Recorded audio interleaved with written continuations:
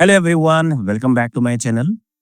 Climatology हम लोगों ने स्टार्ट किया है। क्लाइमेटोलॉजी के कुछ पार्ट्स ऑलरेडी हो चुके हैं जिनका लिंक आपको डिस्क्रिप्शन में मिल जाएगा। मोशन ऑफ द अर्थ हमने स्टार्ट किया था रिसेंटली, जिसके 2 पार्ट ऑलरेडी हो चुके हैं और उनका भी लिंक आपको डिस्क्रिप्शन में मिल जाएगा। आज हम स्टार्ट करने वाले हैं पार्ट 3 और सबसे पहला जो टॉपिक है हमारे पास कवर करने के लिए दैट इज़ इक्विनॉक्स। इक्विनॉक्स एक ऐसा समय होता है जब सूर्य की डायरेक्ट रेज इक्वेटर पर सीधी गिरती हैं। इस दिन दुनिया भर में दिन और रात का समय लगभग बराबर होता है, यानी equal length of the day and night. ये साल में 2 बार होता है।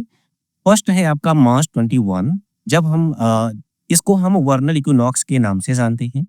इस दिन से नॉर्दर्न हेमिस्फीयर में स्प्रिंग सीजन शुरू होता है, मतलब वसंत का आगाज हम कह सकते हैं। साथ ही सदर्न हेमिस्फीयर में ऑटम सीजन यानी कि शरद ऋतु की शुरुआत होती है। सितंबर 23 को भी इक्विनॉक्स होता है, जिसे हम ऑटमनल इक्विनॉक्स के नाम से जानते हैं।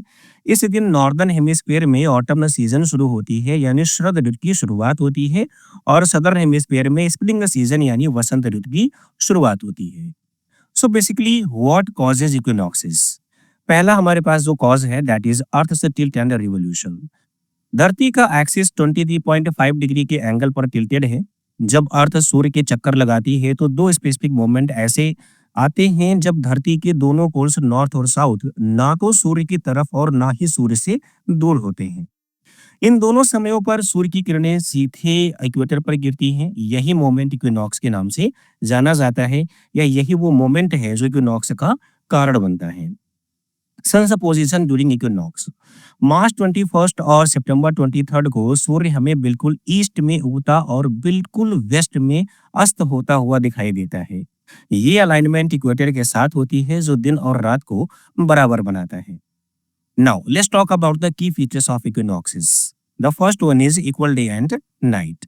इक्विनॉक्स के दौरान धरती के हर रीजन में लगभग 12 घंटे का दिन और 12 घंटे की रात होती है। इसका रीजन ये है कि सूर्य की पोजीशन बिल्कुल इक्वेटर के ऊपर होती है, जो धरती के दोनों हेमिस्फीयर नॉर्थ और साउथ को बराबर इल्यूमिनेट करता है।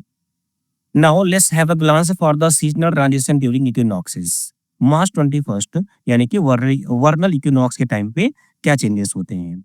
नॉर्दर्न हेमिस्फीयर में ये दिन विंटर से स्प्रिंग का ट्रांजिशन दिखाता है, यानी सर्दियों का अंत और वसंत ऋतु का प्रारंभ।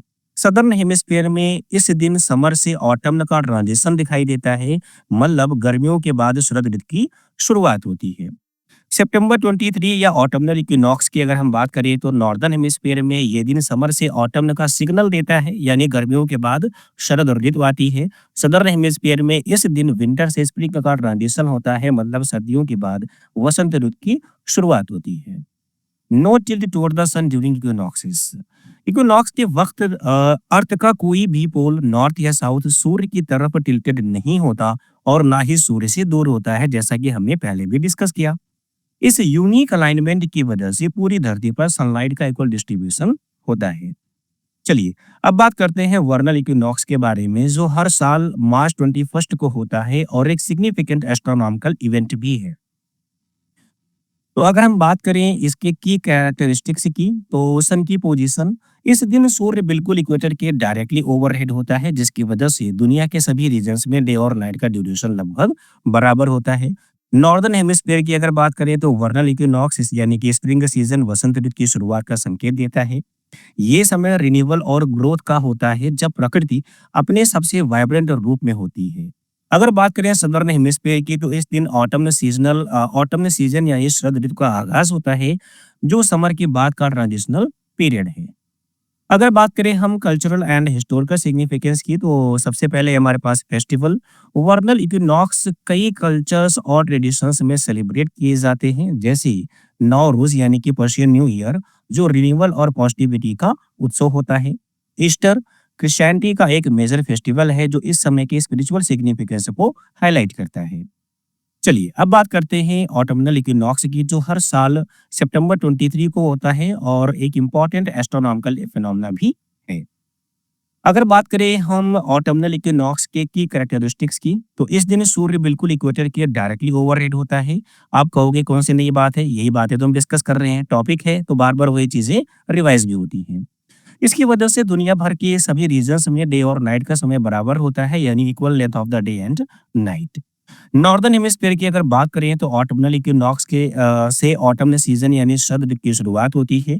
ये समय हार्वेस्ट और विंटर की तैयारी का सिग्नल देता है, जो एनवायरमेंटल और एग्रीकल्चर एक्टिविटीज के लिए काफी इंपॉर्टेंट होता है। सदर्न हेमिस्फीयर में इस दिन स्प्रिंग सीजन यानी वसंत ऋतु की शुरुआत होती है, जो रिन्यूअल और ग्रोथ का समय होता है। अगर बात करें हम कल्चरल एंड एग्रीकल्चर सिग्निफिकेंस की, तो सबसे पहला है हमारे पास फेस्टिवल।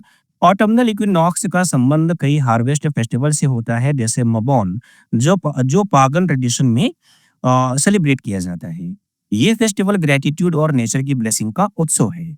अगर बात करें एग्रीकल्चर की, तो ये दिन कई टेम्परेट रीजन्स में ग्रोइंग सीजन का समापन का संकेत देते हैं, यानी उनकी एंडिंग होती है। फार्मर्स इस समय क्रॉप्स हार्वेस्ट करते हैं और अगले मौसम की प्लानिंग शुरू कर देते हैं। नाउ लेट्स सी, इक्वेटर पर दिन रात से लंबे क्यों होते हैं इवन ड्यूरिंग इक्विनॉक्सेस। पहला है हमारे पास थ्योरेटिकल सिनेरियो। अगर धरती के पास एटमॉस्फेयर ना होता, तो इक्विनॉक्सेस के समय इक्वेटर पर दिन और रात लगभग इक्वल होती। ठीक है, तो ये एटमॉस्फेयर का इफेक्ट क्या होता है, इसका रोल क्या है, ये समझते हैं। सबसे पहला है हमारे पास एटमॉस्फेरिक रिफ्रैक्शन। धरती के एटमॉस्फेयर की वजह से सनलाइट बेंड होती है, जिसे रिफ्रैक्शन कहते हैं। ये इफेक्ट स्पेशली सनराइज और सनसेट के टाइम पर ज्यादा होता है, जब सूर्य की किरणें स्लांटेड होती हैं। Apparent position of the sun. Refraction की वजह से सूर्य का अपैरेंट पोजीशन चेंज हो जाता है। जब सूर्य होराइजन के नीचे होता है, तब भी उसका इमेज हमें होराइजन के ऊपर दिखाई देता है। Image of refraction. इस फिनोमेना की वजह से डे टाइम थोड़ा ज्यादा और नाइट टाइम थोड़ा कम हो जाता है, even during equinoxes. Now let's talk about the astronomical significance of equinoxes. Equinoxes के दौरान सेलेस्टियल इक्वेटर और इक्लिप्टिक यानी सूर्य के अपैरेंट पाथ एक दूसरे के साथ अलाइन करते हैं। ये अलाइनमेंट एक यूनिक सेलेस्टियल इवेंट है, जो धरती और सूर्य के रिलेटिव पोजीशन को हाईलाइट करता है। Sunrise and sunset directions. Equinox के दिन सूर्य बिल्कुल ईस्ट में राइज करता है और बिल्कुल वेस्ट में सेट होता है। ये सिमेट्री अर्थ के ऑर्बिट में पोजीशन को एक ये सिमेट्री बेसिकली अर्थ के ऑर्बिट में पोजीशन का एक इंपॉर्टेंट सिग्नल देती। ठीक है, global balance of light. Equinoxes एक ग्लोबल बैलेंस ऑफ लाइट दिखाते हैं, जहां सनलाइट का डिस्ट्रीब्यूशन सिमेट्रिकल होता है। धरती का कोई भी हेमिस्फीयर ज्यादा या कम सनलाइट रिसीव नहीं करता, क्योंकि टिल्ट न्यूट्रल होती है। Now let's talk about the cultural and the historical significance of equinoxes, ancient monument and festival. अगर हम बात करें मोनूमेंट की, सो फर्स्ट है हमारे पास मेक्सिको का चिचेन इत्जा। इक्विनॉक्स के दिन इस एंशियंट पिरामिड पर एक शैडो अपीयर होती है, जो एक सरपेंट या सांप स्नेक की शेप बनाती है। ये अलाइनमेंट एंशियंट सिविलाइजेशन के एडवांस्ड एस्ट्रोनॉमिकल नॉलेज को भी दिखाता है। अगर बात करें स्टोन हेंज यानी यूके की, स्टोन हेंज एक ऐसा स्ट्रक्चर है जो इक्विनॉक्सिस और सोलस्टिस के वक्त सूर्य के साथ परफेक्टली अलाइन होता है। ये pre historic monument natural events और टाइम कीपिंग में इसका सिग्निफिकेंस दिखाता है। अगर बात करें फेस्टिवल की, तो नौरिज जो कि पर्शियन न्यू ईयर का फेस्टिवल है, ईस्टर्न होली और मेबोन जैसे फेस्टिवल्स इक्विनॉक्स की इंपॉर्टेंस को हाईलाइट करते हैं। ये फेस्टिवल्स सीजनल ट्रांजिशन और नेचर के बैलेंस का सेलिब्रेशन दिखाते हैं, और अलग अलग कल्चर्स में स्पिरिचुअल और सोशल इवेंट के रूप में मनाए जाते हैं। Now let's see the fun fact about equinoxes. Equal day and night. Equinox का मतलब होता है कि दिन और रात बराबर होते हैं, पर असल में एग्जैक्ट इक्वलिटी पॉसिबल नहीं होती। इसका रीजन है एटमॉस्फेरिक रिफ्लेक्शन, जो हमने पहले भी डिस्कस किया। यानी कि जो सनलाइट को बेंड करता है, और सूर्य का अपरेंट साइज जिसमें डे टाइम थोड़ा ज्यादा हो जाता है और नाइट टाइम थोड़ी सी कम हो जाती है। प्रिसेशन ऑफ अर्थ से एक्सिस। इक्विनॉक्स हर साल स्लाइटली शिफ्ट होते हैं, और इसका रीजन है अर्थ के एक्सिस का प्रिसेशन। हमने पहले, अगर आप हमारे पहले के लेक्चर्स को देखोगे, जो हमने शुरुआत किया था, तो वहां पर अर्थ के एक्सिस के प्रिसेशन को एट लेंथ डिस्कस किया है। ठीक है, तो बेसिकली ये एक ग्रेजुअल मूवमेंट है, जो लगभग 26,000 सालों में एक फुल साइकिल कंप्लीट करता है, जिसे एक्सियल प्रिसेशन के नाम से जाना जाता है। ठीक है, तो इस स्लाइड में हमारे पास बेसिकली कंपैरिजन दिया गया है इक्विनॉक्सेस एंड सोल्स्टिसेस का। They are the same things that we have already discussed above. ठीक है, you can have a glance, और अगर फिर भी आपको डाउट है, you can ask me on the WhatsApp. Now let's talk about the perihelion and aphelion. पहले के लेक्चर में हमने पेरिहीलियन, एपिहीलियन के बारे में डिस्कस किया है, लेकिन एट लेंथ डिस्कस नहीं किया था। एक छोटा-सा थोड़ा-सा नॉलेज देके मैंने वहाँ पर छोड़ दिया था। यहाँ पर हम एट लेंथ डिस्कस करेंगे। अर्थ का ऑर्बिट सन के अराउंड एलिप्टिकल होता है। इसका मतलब है कि अर्थ और सन के बीच की डिस्टेंस साल के अलग-अलग समय पर चेंज होती है, यानी कभी ज़्यादा और कभी कम होती है। पेरिहीलियन ये वो पॉइंट है जहां अर्थ सन के सबसे नजदीक होती है। इस वक्त अर्थ और सन के बीच की डिस्टेंस मिनिमम होती है और ये जनरली जनवरी के आसपास होता है। अगर बात करें एपिहीलियन की, ये वो पॉइंट है जहां अर्थ सन से सबसे दूर होती है। इस वक्त अर्थ और सन के बीच की डिस्टेंस मैक्सिमम होती है और ये जनरली जुलाई के आसपास होता है। तो ये दोनों पॉइंट्स अर्थ के इलिप्टिकल ऑर्बिट की वजह से होते हैं। सन इलिप्टिकल ऑर्बिट के एक फोकस पर होता है, जो ये वैरिंग डिस्टेंसेस क्रिएट करता है। ये वेरिएशंस अर्थ के क्लाइमेटिक पैटर्न्स और सीजन्स को समझने के लिए काफी इंपॉर्टेंट भी होते हैं। ये इमेज मैंने पहले भी जो प्रीवियस लेक्चर है उसमें भी आपको दिखाया था। ठीक है, पेरिहीलियन को भी दिखाया था, एपिहीलियन को भी दिखाया था। Now let's talk about the perihelion closest point to the sun. Key characteristics occurs around January 4। Perihelion हर साल जनवरी 4 के आसपास होता है, जो दिसंबर सॉल्स्टिस के करीब 2 हफ्ते बाद होता है। क्लोजेस्ट डिस्टेंस टू द सन, इस वक्त अर्थ सन के सबसे नजदीक होती है और दोनों के बीच की डिस्टेंस लगभग 147.1 मिलियन किलोमीटर होती है। फास्टेस्ट ऑर्बिटल स्पीड, पेरिहीलियन के दौरान अर्थ अपने ऑर्बिट में सबसे तेज स्पीड से मूव करती है, क्योंकि सन का ग्रेविटेशनल पुल इस पॉइंट पर सबसे ज्यादा होता है। Kepler second law, law of equal areas. Kepler के सेकंड लॉ के अनुसार जब अर्थ सन के करीब होती है तो उसकी ऑर्बिटल स्पीड बढ़ जाती है। यही वजह है कि अर्थ पेरिहीलियन के टाइम पर ज्यादा फास्ट ट्रेवल करती है और एपिहीलियन के टाइम पर कंपैरेटिवली स्लो हो जाती है। Now let's talk about the solar energy at perihelion. Key point क्या है हमारे पास? Increased solar energy. पेरिहीलियन के दौरान अर्थ को सन से लगभग 7% ज्यादा सोलर एनर्जी मिलती है, क्योंकि अर्थ सन के करीब होती है।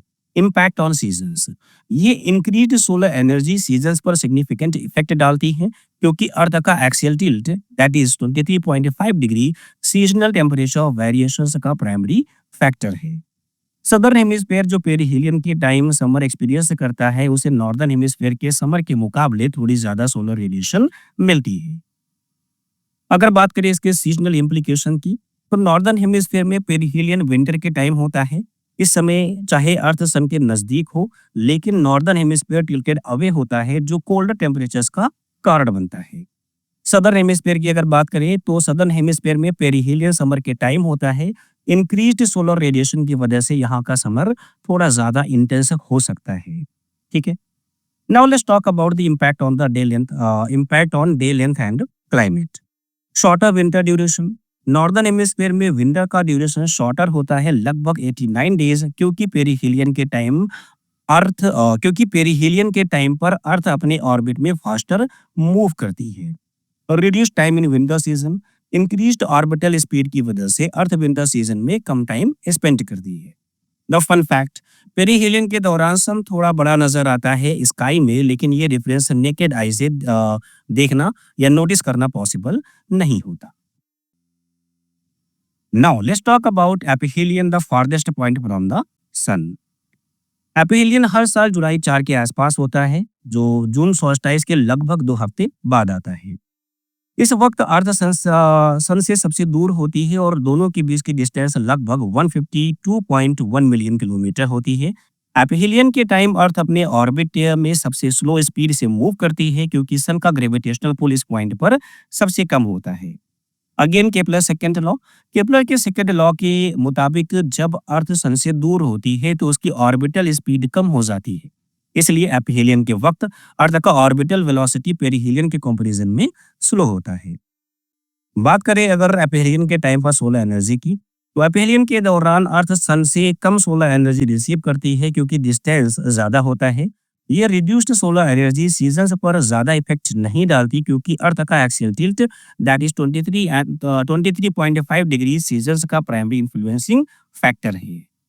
Now let's talk about the seasonal implications and impact on day length and the climate during aphelion. Northern hemisphere में एपिहीलियन समर के टाइम होता है, चाहे अर्थ सन से दूर होती है, लेकिन northern hemisphere tilted toward the sun होता है, जिसकी वजह से यहाँ वार्मर टेम्परेचर्स होते हैं। सदर्न हेमिस्फीयर में एपिहेलियन विंटर के टाइम होता है और रिड्यूस्ड सोलर रेडिएशन की वजह से यहाँ का विंटर स्लाइटली माइल्डर होता है। बात करें कि अगर एपिहेलियन का जो इम्पैक्ट है वो डे लेंथ और क्लाइमेट पर क्या होता है, तो नॉर्दर्न हेमिस्फीयर में समर का ड्यूरेशन लॉन्गर होता है, लगभग 92 डेज, क्योंकि एपिहेलियन के टाइम पर अर्थ अपने ऑर्बिट में स्लोली मूव करती है। स्लोअर ऑर्बिटल स्पीड की वजह से अर्थ समर सीजन में ज्यादा टाइम स्पेंड करती है। Again the fun fact, aphelion के दौरान सन थोड़ा छोटा नजर आता है स्काई में, लेकिन ये डिफरेंस अगेन नेकेड आई से देखना या नोटिस करना पॉसिबल नहीं होता। Now we have the chart, or we can say the table, that is the comparison between perihelion and aphelion. Same thing जो हमने वहां पर डिस्कस किया है वही आपको यहाँ पर दिखाई देगा। ठीक है, now let's talk about the Eclipse. What is an Eclipse? Eclipse एक सेलेस्टियल इवेंट है जिसमें एक एस्ट्रोनॉमिकल बॉडी दूसरी बॉडी के लिए लाइट सोर्स को ब्लॉक करती है। ये ब्लॉकिंग या तो पार्शली होती है या कंप्लीटली, और इस प्रोसेस में एक बॉडी दूसरी बॉडी पर शैडो कास्ट करती है। Type of इक्लिप्सेस on the earth दो ही हो सकते हैं, सोलर और मून। इस वक्त मून सन की लाइट को ब्लॉक करती है और वो लाइट अर्थ तक नहीं पहुंचती। अगर बात करें हम लूनर इक्लिप्स की, तो इस वक्त अर्थ सन की लाइट को ब्लॉक करता है और वो लाइट मून तक नहीं पहुंचती। ठीक है, इक्लिप्सेस हमें सन, अर्थ और मून की इंटरप्ले और यूनिक ऑर्बिटल ज्योमेट्री को समझने का एक महत्वपूर्ण मौका देते हैं, जो इन सेलेस्टियल बॉडीज के परफेक्ट अलाइनमेंट को हाईलाइट करता है। Now let's talk about the solar eclipse when the moon blocks the sun. So what is a solar eclipse? Solar eclipse तब होता है जब मून अर्थ और सन के बीच आता है और उसका शैडो अर्थ पर गिरता है। ये अलाइनमेंट सिर्फ न्यू मून फेज के टाइम होती है, जब मून डायरेक्टली अर्थ और सन के बीच होता है। अगर बात करें हम टाइप्स ऑफ सोलर इक्लिप्सेस की, तो पहला है हमारे पास टोटल सोलर इक्लिप्स, यानी कि इस वक्त मून पूरी तरह सन को कवर करता है और उसकी लाइट कंप्लीटली ब्लॉक हो जाती है। इस फेज के दौरान सन का कोरोना यानी कि आउटर एटमॉस्फेयर दिखता है, जो मून के आसपास एक रिंग ऑफ लाइट बनाता है। ये इवेंट सिर्फ उन रीजन्स में होता है जहां मून के शैडो का सबसे डार्केस्ट पार्ट यानी कि अम्ब्रा अर्थ पर गिरता है। अगर हम बात करें टोटैलिटी की, तो टोटल सोलर इक्लिप्स का टोटैलिटी फेज सिर्फ कुछ मिनट तक ही रहता है, क्योंकि मून का शैडो अर्थ के कंपैरिजन में छोटा होता है। Second one is the annular solar Eclipse. ये तब होता है जब मून अपने ऑर्बिट की एपोजी यानी अर्थ से सबसे दूर पॉइंट पर होता है, जिसकी वजह से मून स्काई में छोटा नजर आता है। इस वक्त मून सन के सेंटर को कवर करता है, लेकिन एजेस पर एक रिंग ऑफ फायर दिखाई देती है। ये तब होता है जब मून का अपैरेंट साइज सन को पूरी तरह कवर करने के लिए काफी नहीं होता। इस फिगर में आप देख सकते हैं जो आपका सोलर इक्लिप्स है बिल्कुल परफेक्टली दिखाया गया है। पार्शियल सोलर इक्लिप्स ये तब होता है जब मून सिर्फ पार्शियली सन को ऑब्सक्योर करता है। इस टाइप के इक्लिप्सेस के को पेनिम्ब्रा यानी कि मून के शैडो के लाइटर पार्ट से देखा जा सकता है। जो रीजन्स पाथ ऑफ टोटैलिटी से दूर होते हैं वहां लोग पार्शियल इक्लिप्स देखते हैं, टोटल या एनुलर बिल्कुल भी नहीं। ठीक है, why solar eclipses are rare? Moon's orbital tilt पहला रीजन है। मून का ऑर्बिट अर्थ के ऑर्बिटल प्लेन यानी इक्लिप्टिक से 5.1 डिग्री टिल्टेड होता है।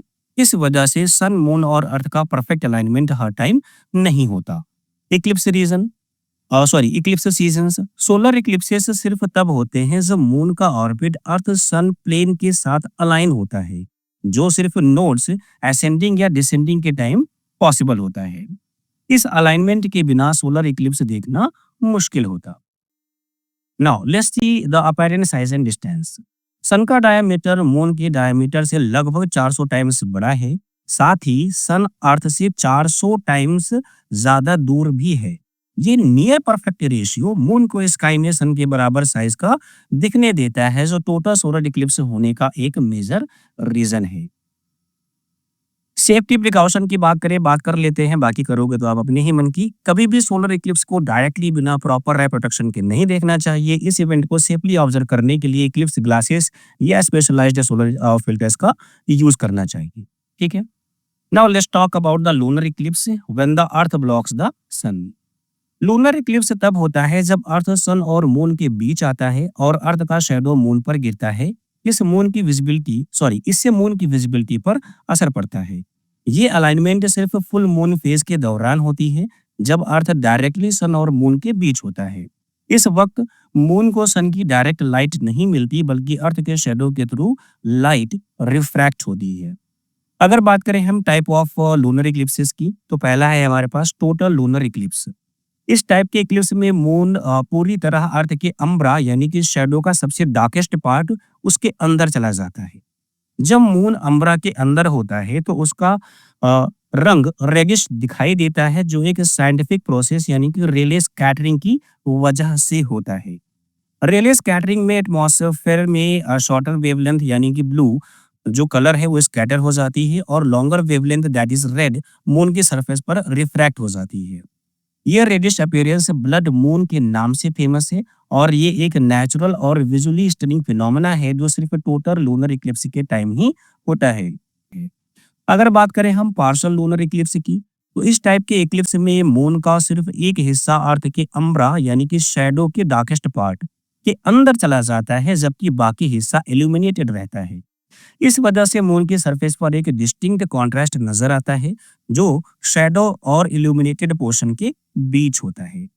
Now the third and last one is penumbral lunar eclipse. ये तब होता है जब मून सिर्फ अर्थ के पेनम्ब्रा यानी शैडो का लाइटर पार्ट से गुजरता है। इस प्रोसेस में मून की ब्राइटनेस सटली डिम हो जाती है, लेकिन ये डिमिंग इतनी सटल होती है कि बिना इंस्ट्रूमेंट के इसे ऑब्जर्व करना मुश्किल हो सकता है। ये टाइप का इक्लिप्स यानी इस टाइप का जो इक्लिप्स है आपका लेस ड्रामेटिक होता है और टोटल या पार्शियल लूनर इक्लिप्स के कंपैरिजन में कम नोटिसेबल होता है। पेनम्ब्रल लूनर इक्लिप्स एक माइल्ड एस्ट्रोनॉमिकल इवेंट है, लेकिन ये भी अर्थ सन और मून के ऑर्बिटल अलाइनमेंट का एक फैसिनेटिंग एग्जांपल है। See here we have the figure. यहाँ पर आप देख सकते हैं अम्ब्रा जो हम डार्केस्ट पार्ट की बात करते हैं एंड पेनम्ब्रा जो कि हम कंपैरेटिवली जो लेस डार्कर पार्ट है उसकी बात करते हैं। Three types of lunar eclipses: total, partial, and penumbral. Now, let's talk about the visibility. Lunar eclipses अर्थ के किसी भी पार्ट से देखे जा सकते हैं जहां मून इक्लिप्स के वक्त होराइजन के ऊपर विजिबल हो। ये उन लोगों के लिए एक्सेसिबल है जो उस वक्त रात के समय उस रीजन में होते हैं। अगर बात करें हम ड्यूरेशन की, तो लूनर इक्लिप्सेस का ड्यूरेशन सोलर इक्लिप्सेस से काफी ज्यादा होता है, क्योंकि अर्थ का शैडो मून के शैडो के कंपैरिजन में बहुत बड़ा होता है।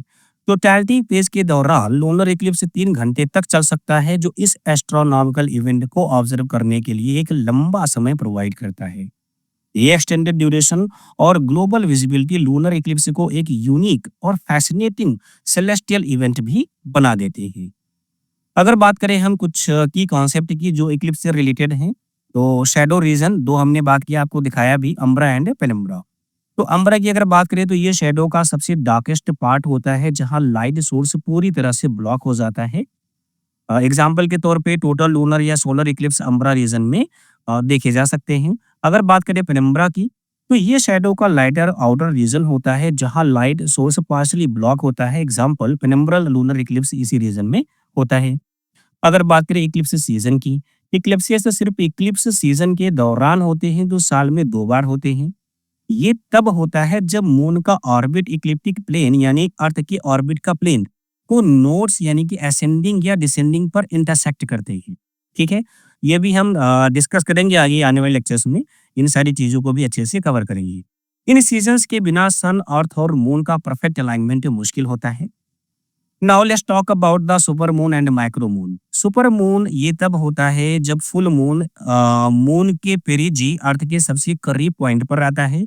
इस वक्त मून ज्यादा बड़ा और ब्राइटर दिखाई देता है। माइक्रो मून जैसा कि नाम से ही पता चल रहा है, ये तब होता है जब फुल मून मून की अपोजी यानी कि अर्थ के सबसे दूर पॉइंट पर रहता है। इस वक्त मून छोटा और डिमर नजर आता है। ये कॉन्सेप्ट्स इक्लिप्सेस और मून के ऑर्बिटल डायनेमिक्स को बेटर समझने में मदद करते हैं। Now let's talk about the phases of the moon and eclipses. Lunar phases. Phases depend on positions. Moon के फेज उसकी अर्थ और सन की रिलेटिव पोजीशन पर डिपेंड करता है। अगर बात करें न्यू मून की, तो न्यू मून तब होता है जब मून अर्थ और सन एक ही साइड पर अलाइंड होते हैं। इस अलाइनमेंट की वजह से सोलर इक्लिप्स पॉसिबल होते हैं। फुल मून तब होता है जब मून, अर्थ और सन अपोजिट साइड्स पर अलाइंड होते हैं। इस अलाइनमेंट की वजह से लूनर इक्लिप्स पॉसिबल होते हैं। Now let's talk about the tidal locking. Moon का रोटेशन टाइडली लॉक्ड है, मतलब मून का सेम साइड हमेशा अर्थ की तरफ होता है। ये इस वजह से होता है क्योंकि मून का रोटेशन और रिवोल्यूशन का टाइम सिंक्रोनाइज्ड है। ये डायनामिक्स मून के फेजेस और इक्लिप्सेस के फिनोमेना को समझने का एक फंडामेंटल एस्पेक्ट प्रोवाइड करते हैं। Now we have the chart that provides the comparison between the solar and lunar eclipse. They are the same things that we have already discussed above. So you can have a glance. So basically that's all in this session. Thank you. Thank you so much for watching this lovely video. मिलते हैं फिर किसी अगले video में, तब तक के लिए keep watching, keep learning. Thank you. Thank you so much.